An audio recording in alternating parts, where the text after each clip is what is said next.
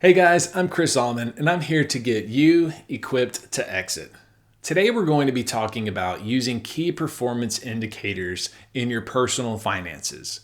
We're going to talk about how having these KPIs will help you stay on track to achieve your goals and put you in a better position to live the life you want. So let's jump in.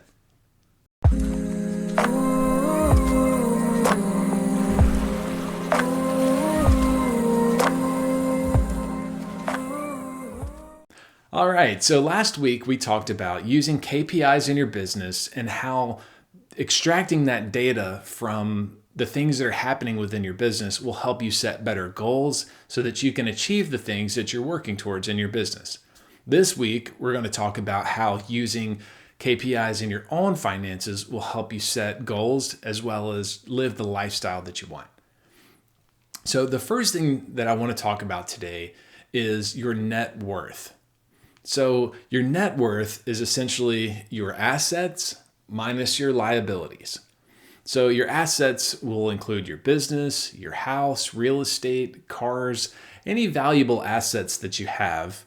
And then you want to subtract from that your liabilities. So the debt on your business or the mortgage on your home, any outstanding liabilities that you have. Right, so once you've done those two things, you've taken your assets, you subtract out your liabilities, that tells you your net worth. Now, why is this important? Well, your net worth is a great way to gauge whether you're on track and whether your overall finances are headed in the right direction. So let's say that your net worth today is $1 million and you need to have about $6 million in order to live the lifestyle that you want in that next stage of life, whether that's retirement or that's after you sell a business, whatever it may be. Well, each month or each year, however often you decide to track it, you can see as your net worth increases or decreases based on the decisions that you make, right? So if your net worth is growing every year, then you're probably headed in the right direction, but it's not enough to help you see the full picture. Another great KPI to use is called your savings rate. Your savings rate essentially tells you what percentage of your income you're contributing to savings each year. So if you have a $300,000 income and you're saving 5% per year, then you're saving $15,000 per year. Well, is that going to be enough to meet the net worth goals that you have?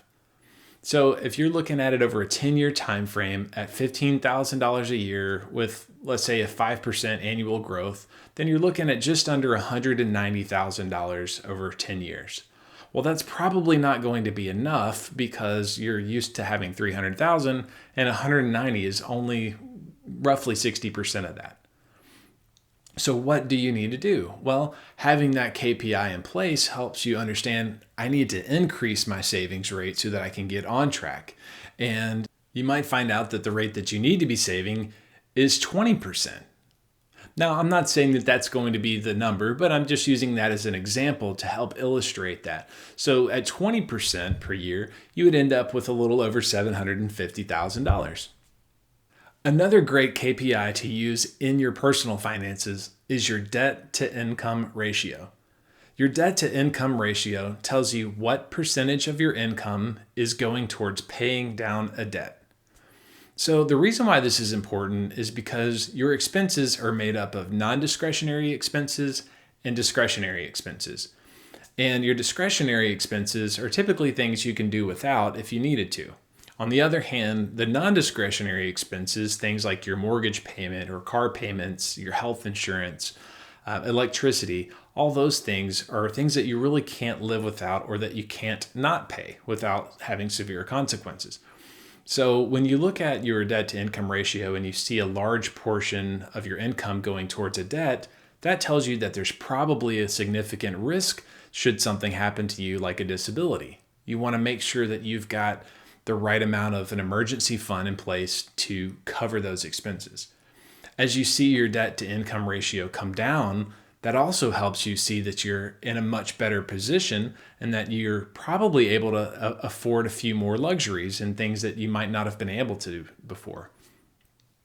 Another thing that it's going to do is help you when it comes to getting financing. So if you're looking to get the best rate on a car or you're looking to finance a new property, whatever it may be, you're likely to get a better rate because of your debt to income ratio.